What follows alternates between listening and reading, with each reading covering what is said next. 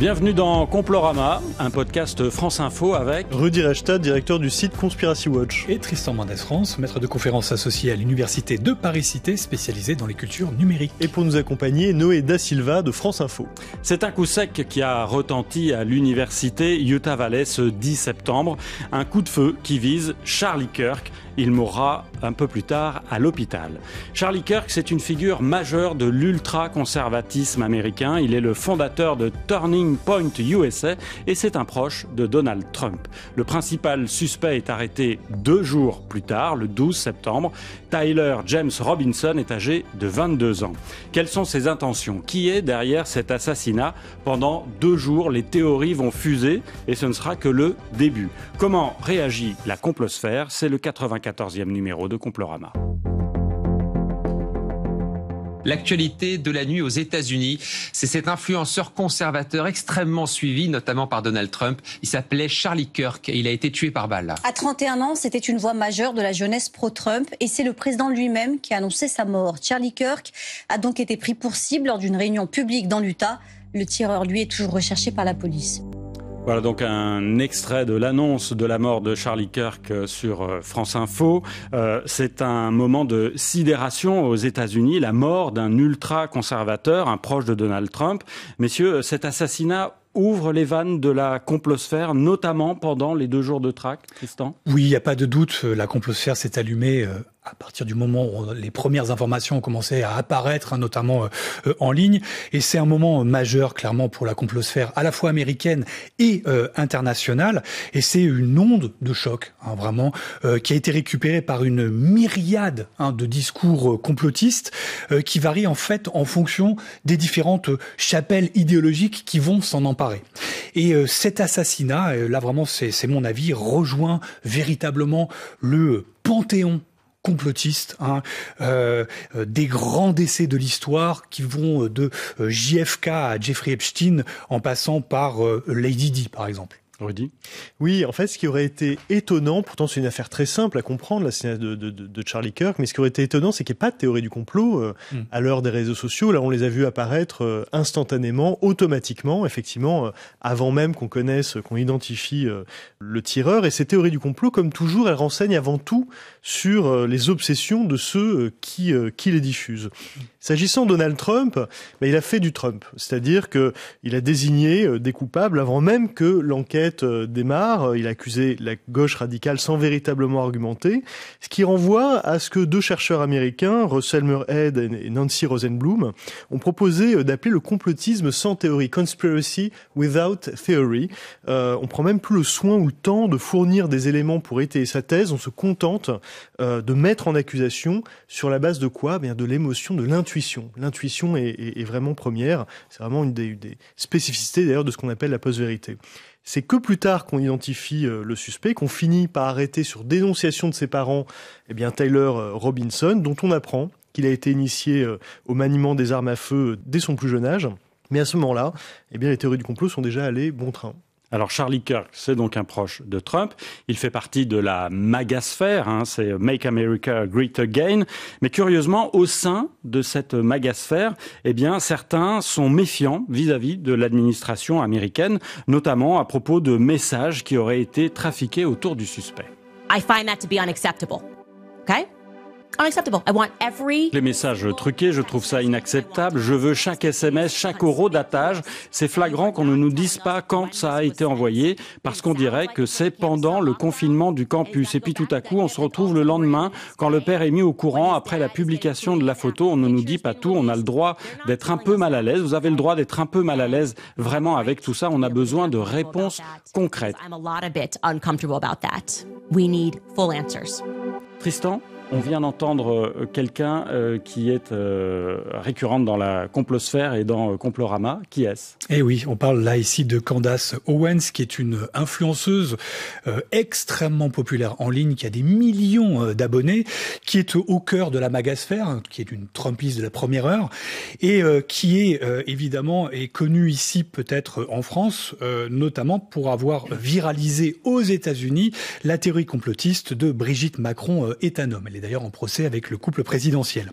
Et là, ce qui est assez vertigineux dans cette séquence, c'est qu'évidemment, elle commence à tirer sur son propre camp. Elle accuse l'administration américaine, l'administration Trump, d'avoir manipulé les messages qui ont été rendus publics du tueur ce 17 septembre. Et elle n'est pas la seule. Elle n'est pas la seule. Au sein de cette mouvance pro-Trump, disons, de la complosphère radicale américaine, on a d'autres figures comme l'ex-conseiller de Trump, Steve Bannon, qui lui aussi jette une suspicion sur la communication pourtant de l'administration Trump, en suggérant quelque part qu'il y aurait de la manip derrière. Et puis on a aussi le pape du complotisme américain, Alex Jones, qui lui aussi suggère, là plus précisément, que le FBI aurait volontairement mal conduit son enquête et cacherait des éléments substantiels. Là, on est vraiment sur ce que moi j'appellerais le syndrome Epstein.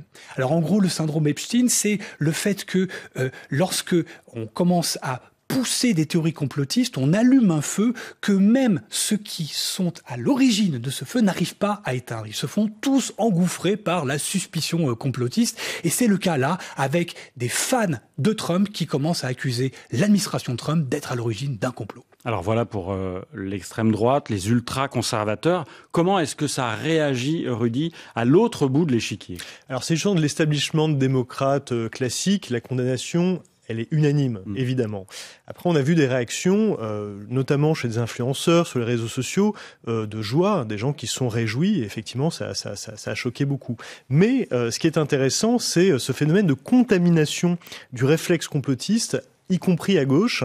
Alors pas du tout avec la même intensité que ce qu'on observe dans la frange la plus radicalisée de la magasphère, mais tout de même, on a un compte anti-Trump très populaire, Anonymous, 7,6 millions d'abonnés sur X quand même, qui nous dit que l'assassinat de Charlie Kirk serait un complot du Parti républicain pour précipiter une guerre civile, en fait.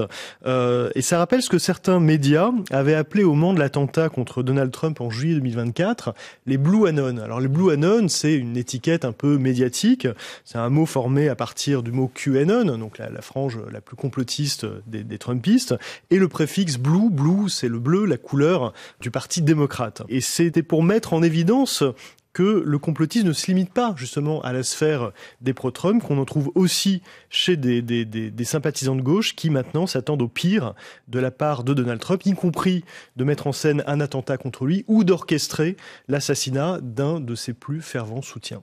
Alors, comme Complorama est à la pointe de la technologie, on ne peut passer sous silence le rôle de l'intelligence artificielle, l'IA, moteur du complotisme. Ça s'est encore vérifié ici ? Ben oui, on a quelques exemples qui sont assez déroutants. Alors il faut rappeler simplement que dès qu'on a appris cet assassinat, l'administration a publié très rapidement des images assez floues du tueur, et certains internautes ont eu la très mauvaise idée d'essayer d'améliorer la qualité de ces captures d'images vidéo. Et évidemment, l'IA a généré des visages qui n'ont rien à voir avec le tueur. Et il se trouve que ces images-là ont été relayées notamment par Laura Loomer, qui est une influenceuse pro-Trump, elle aussi avec une forte empreinte de visibilité en ligne, qui a relayé ces images générées par IA. Et le résultat, c'est que on avait plusieurs visages et on a des complotistes qui ont commencé à dire « Mais attendez, là vous nous montrez des visages qui ne correspondent pas à la réalité, vous êtes en train de nous cacher quelque chose. » Donc là, on a l'IA qui participe, si vous voulez, à une sorte de chaos informationnel. Et on a un deuxième exemple assez étonnant aussi, c'est qu'on a un ouvrage qui a été publié sur Amazon, un ouvrage qui vraisemblablement a été généré par IA, titré « L'assassinat de Charlie Kirk », qui a été publié le jour même de son assassinat, et pas de chance, il y a eu un bug informatique sur Amazon et a été antidaté de la veille.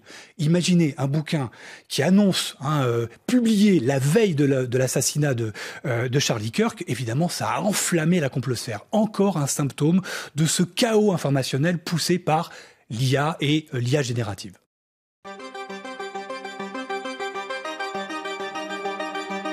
Ce qui peut arriver maintenant, c'est que vous ayez, à mon avis, une accusation que c'était un attentat islamique, probablement.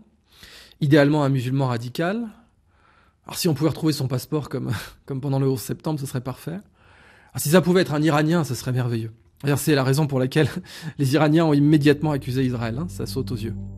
On vient d'entendre une figure de la complosphère française, Idriss Aberkane. C'est important de dire que la vidéo a été publiée quelques heures avant que l'administration américaine révèle le nom du tueur. Et c'est dans ce laps de temps qu'il y a eu donc une comparaison faite avec le complot autour du 11 septembre. Oui, parce que pour tous les complotistes, le 11 septembre, c'est un false flag, c'est une opération sous faux drapeau. C'est l'idée qu'on a mis en scène tout cela pour pouvoir accuser alors les islamistes, les musulmans. C'est exactement ce que nous dit Aberkane. Il spécule sur cette idée de false flag. Il fait une allusion au passeport d'un terroriste qui avait été retrouvé en bas du World Trade Center avant l'effondrement des tours jumelles. Et c'est une pièce qui est versée au dossier, qu'on a retrouvée. Ça fait partie des coïncidences, des choses qui se produisent dans la réalité. Et de toute façon, on n'avait pas besoin de ce passeport pour authentifier l'identité des terroristes qui étaient à bord des avions. Donc on est sur l'idée d'un complot d'État profond, sur la recherche d'un bouc émissaire à qui on fait porter le chapeau, loupé, puisque le tueur, c'est un jeune Américain élevé dans une famille républicaine et qui apparemment ne supportait pas les positions de Charlie Kirk sur les personnes transgenres, en tout cas pour ce qu'on en sait à la date d'aujourd'hui. À la date d'aujourd'hui, exactement. Voilà pour le complot autour du 11 septembre. On voit aussi une allusion à la complosphère autour, alors là cette fois-ci on remonte aux années 60, autour de l'assassinat de JFK, le président américain. Et oui, ça c'est un grand classique, c'est presque un réflexe, j'allais dire presque pavlovien. Là l'idée évidemment c'est qu'il y aurait éventuellement un deuxième tireur, donc le tireur ne serait pas le véritable tireur, et c'est donc un trope complotiste vraiment classique, et qui a été relayé notamment par un compte pro-russe, qui s'appelle Camille Moscou, et qui est malgré tout assez suivi dans la complosphère française, par, je crois qu'il a quasiment plus de 100 000 abonnés sur son compte. Et il termine d'ailleurs son tweet de façon extrêmement explicite, difficile d'être plus explicite que ça. Il dit un complot digne de JFK. Donc lui clairement plaque en gros tous les récits complotistes autour de l'assassinat de JFK, et il y voit une remise sur la table avec cet épisode dramatique de l'assassinat de Charlie Kirk. Et puis évidemment, parmi ces grandes théories du complot, il a été question, Rudy, de la main d'Israël derrière cet assassinat de Charlie Kirk. Qu'est-ce qui s'est dit exactement ? Oui, ça aurait là aussi été étonnant que Israël ne soit pas pointé, comme il l'est très très souvent, y compris par Aberkane. C'est un peu la théorie du complot qui a supplanté toutes les autres. Théorie bancale, au mobile un peu absurde, parce que on voit mal pourquoi l'État hébreu aurait voulu éliminer un partisan de Trump qui, plus d'une fois, a mouillé le maillot pour le gouvernement israélien. Il a reçu un hommage de Benjamin Netanyahou, du Premier ministre d'Israël, Charlie Kirk. Donc ce qu'il faut comprendre, c'est que la frange la plus ouvertement antisémite de la sphère pro-Trump considère que Charlie Kirk est la victime du Mossad, donc les services d'enseignement israéliens, parce que, selon eux, il était sur le point de lâcher Israël, parce qu'il aurait, là aussi c'est invérifiable, il aurait acquis la conviction que Jeffrey Epstein, on y revient, on voit à quel point toutes ces théories du complot se répondent en miroir et se nourrissent vraiment mutuellement. Eh bien Epstein travaillait pour le Mossad, selon Kirk, qui s'en serait rendu compte, et donc qui s'apprêtait à lâcher Israël, et ça Israël ne l'aurait pas supporté. C'est une théorie du complot, alors qui est relayée aussi bien par un des informateurs comme Jackson Hinkle que par Stu Peters, Candace Owen joue avec également, Alec Jones l'a suggéré, mais on a aussi un YouTuber britannique proche de la sphère islamiste qui s'appelle Ali Dawa, 1,3 million d'abonnés sur YouTube, qui nous dit que oui, Israël a bien pu tuer Charlie Kirk, c'est même très plausible selon lui, parce que Israël serait, selon lui, toujours derrière l'assassinat de JFK et derrière les attentats du 11 septembre. Donc on voit à quel point tout ça est complètement circulaire en fait. Et les francs-maçons dans tout ça ? Et les francs-maçons, la théorie du complot maçonnique, c'est là pour le coup la plus fantaisiste, puisque on parle de sacrifice rituel maçonnique. La preuve, Noé, c'est que Charlie Kirk signifierait en réalité Église de l'homme libre, ce qui signifierait Église des maçons libres et donc loge maçonnique. L'autre argument, c'est que la chasse à l'homme pour trouver le tireur aurait duré 33 heures, 33, comme le nombre de degrés d'initiation dans la franc-maçonnerie. Ça n'a aucun sens, mais c'est vraiment le genre d'argument qu'on a vu. La Russie L'Iran, là encore, apparaissent dans ces théories, ces grandes théories, dans l'assassinat de Charlie Kirk, Tristan ? Inévitablement, on a évidemment une récupération qui est faite à la fois de la Russie et de l'Iran, qui évidemment vont essayer de surfer dessus pour essayer de capitaliser et de profiter de ce moment de sidération planétaire autour de l'assassinat de Charlie Kirk. Alors en Russie, on a Dmitri Medvedev, qui est l'actuel vice-président du Conseil de sécurité russe, qui lui suggère que c'est cette fois-ci l'Ukraine qui est derrière l'assassinat de Charlie Kirk. Toujours les obsessions des uns. Évidemment, et puis pourquoi ne pas en profiter, évidemment, pour essayer d'attaquer un adversaire actuel. On a aussi l'agence officielle russe TASS, qui elle aussi accuse cette fois-ci Zelensky d'avoir orchestré éventuellement cet assassinat. Et puis on a l'idéologue proche de Poutine, Alexandre Douguine, qui lui aussi caresse cette même idée. Du côté de l'Iran, même chose, cette fois-ci on va cibler le Mossad, Israël, et là on a par exemple Mashrek News, qui est un journal pro-gardien de la révolution, qui lui accuse Israël d'avoir organisé une opération sous faux drapeau. On a l'IRNA, qui est l'agence officielle iranienne, qui elle aussi accuse le Mossad. Et puis on a un autre journal qui lui relaye un diplomate iranien qui lui évoque une opération du Mossad et de la CIA. On voit bien qu'il y a une récupération géopolitique de cette séquence pour en tirer le sel et accuser leurs ennemis géopolitiques. Les démocrates ont quelque chose dans leur manche, comme ce nouveau variant, le BA5. Ils disent qu'il y aura de nouvelles obligations vaccinales et de port du masque, et potentiellement une augmentation du vote par correspondance. Donc nous devons rester vigilants. Notre victoire en novembre n'est pas encore garantie. J'espère vraiment que ce sera le cas. Je pense que le peuple américain est prêt. Mais les démocrates, par pur respect de leur malveillance et de leur cruauté, je pense qu'ils ont encore quelque chose en réserve. Alors là, on vient d'entendre la voix de Charlie Kirk. C'était avant des élections de mi-mandat où il soupçonnait les démocrates de sortir un variant de la Manche, un variant du Covid à l'occasion donc des élections des mi-mandats. Clairement, le Covid a une empreinte complotiste chez Kirk. Oui, assez clairement. En juin 2023, il avait repris à son compte la rumeur selon laquelle l'acteur Jamie Foxx aurait été paralysé et aurait été rendu aveugle à cause de sa vaccination contre le Covid-19. Ce qu'aucune preuve n'a jamais étayé, même l'agent de l'acteur a démenti d'ailleurs cette fausse information. Mais voilà le genre de fausse information d'intox que Charlie Kirk pouvait diffuser. Il en a diffusé aussi beaucoup comme influenceur pro-Trump, comme pilier vraiment de l'influence MAGA dans la jeunesse conservatrice américaine. Il a diffusé tout l'arsenal des croyances complotistes MAGA, c'est-à-dire l'idée du vol de l'élection présidentielle de 2020. Il avait promu notamment le film 2000 Mules, qui explique que tout ça est un trucage à grande échelle. Sur l'assaut contre le Capitole le 6 janvier 2021, selon lui, c'était pas une insurrection, et il expliquait que les émeutiers ne représentaient pas les électeurs de Trump, ce que les minutes des procès des émeutiers en question démentent pourtant formellement. Et puis, c'était surtout, en fait, Charlie Kirk, un radical. Il avait des positions sur l'homosexualité plus que contestables, sur les personnes transgenres qui confinaient à la haine. Il pensait que ça relevait de la maladie mentale, il le disait très clairement. Il considérait que l'avortement était pire que l'Holocauste, donc il faisait un lien avec l'idée que c'est un génocide. Voilà quelles étaient les positions de Charlie Kirk, ce qui ne l'empêchait pas, par ailleurs, d'être dans le débat, de discuter et de promouvoir la liberté d'expression.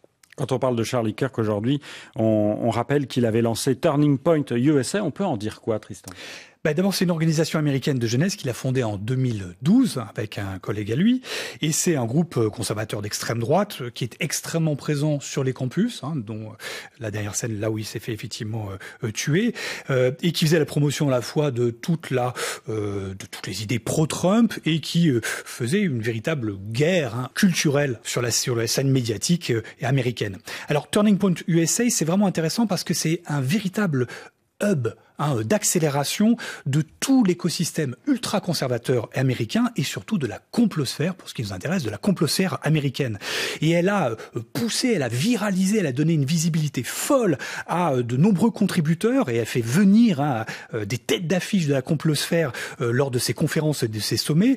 Alors là, j'en cite juste quelques-uns. On a Tucker Carlson, un ancien animateur de Fox News, qui est une célébrité absolue aux États-Unis et qui est un promoteur de théories complotistes. On a Jake Posobiec, qui est d'ailleurs quelqu'un qui fait partie de la structure de Turning Point USA et qui lui avait poussé tout le délire sur le Pizzagate, qui accusait les démocrates d'être tous des pédophiles en puissance. On a Steve Bannon, dont on a parlé, qui est l'ancien conseiller de Trump, qui est une figure lui aussi de la complosphère américaine, ou encore Roger Stone, qui lui était surtout actif dans le complotisme électoral autour de 2020 et qui lui aussi était poussé, très présent durant les manifestations organisées par Turning Point USA. Et puis Candace Owens, dont tu as parlé tout à l'heure, elle s'est fait connaître bien sûr par sa croisade contre Brigitte Macron, croisade complotiste, mais aussi par ses multiples sorties antisémites. Et Candace Owens, à l'heure actuelle, encore aujourd'hui, elle est sur le site de Turning Point USA comme membre du staff exécutif en charge d'un projet Blexit. Blexit, c'est formé sur Black Exit. C'est pour inciter les électeurs noirs américains à cesser de voter pour le Parti démocrate et leur dire vos intérêts, ils sont au Parti républicain, ils sont avec Donald Trump. Et par exemple, l'influenceur conspirationniste antisémite, lui aussi, Dom Lucre, il était un responsable régional de Blexit. Et puis une autre personnalité aussi qui a participé à Turning Point, c'est Marjorie Taylor Greene, cette congressiste pro-Trump qui avait repris à son compte des contenus QAnon et qui est une habituée, elle aussi, des sorties extrémistes. C'est l'heure de la conclusion. Messieurs, que doit-on retenir de ce 94e numéro de Complorama ? Tristan ? Pour moi, il y a vraiment peu de doute sur le fait que c'est vraiment un moment de bascule et que ce drame a allumé une mèche complotiste qui n'est vraiment pas prête de s'éteindre. D'autant que on a maintenant, de façon assez flagrante, une administration trumpienne qui est en train d'essayer d'exploiter, mais comme jamais, le décès de Charlie Kirk. Oui, avec une petite musique McCarthy's d'ailleurs, un peu au parfum de chasse aux sorcières, c'est ce qui est arrivé récemment à Jimmy Kimmel, mais il y a une autre petite musique, c'est cette idée formulée par Eric Trump, l'un des fils de Donald Trump, sur Fox News il y a quelques jours, selon laquelle la violence provient toujours du camp des démocrates ou de la gauche, et que seuls les conservateurs sont pris pour cible. Or ça, c'est tout simplement faux. Il faut rappeler que juste pour l'année 2025, on a eu en juin l'assassinat d'une éminente élue démocrate et de son mari, Melissa et Mark Ortman, par un sympathisant d'extrême droite, qui a aussi fait une tentative de meurtre contre un autre élu local, John Hoffman, et là aussi son épouse. Et puis, il y a eu le gouverneur de Pennsylvanie, démocrate, George Shapiro, qui a été victime d'une tentative d'assassinat en avril 2025 à son domicile. Un incendie criminel auquel lui et sa famille ont survécu. Et puis, en août, un policier, David Rose, qui a été assassiné alors qu'il protégeait le CDC d'Atlanta. Le CDC, c'est l'institution de santé américaine, publique, par un déséquilibré qui pensait que le vaccin contre le Covid l'avait rendu malade. Donc voilà, la violence, elle est éparse, pour le coup, aux États-Unis, elle est assez largement partagée. De dire que ça vient uniquement toujours d'un seul camp est tout simplement faux. Merci Rudi Reichstadt. Merci Tristan Mendes-France et merci également Alex Comaza au son, Florian Bercani et Cyril Balta à la vidéo. C'était donc le 94e numéro de Complorama. Merci de votre écoute. À bientôt.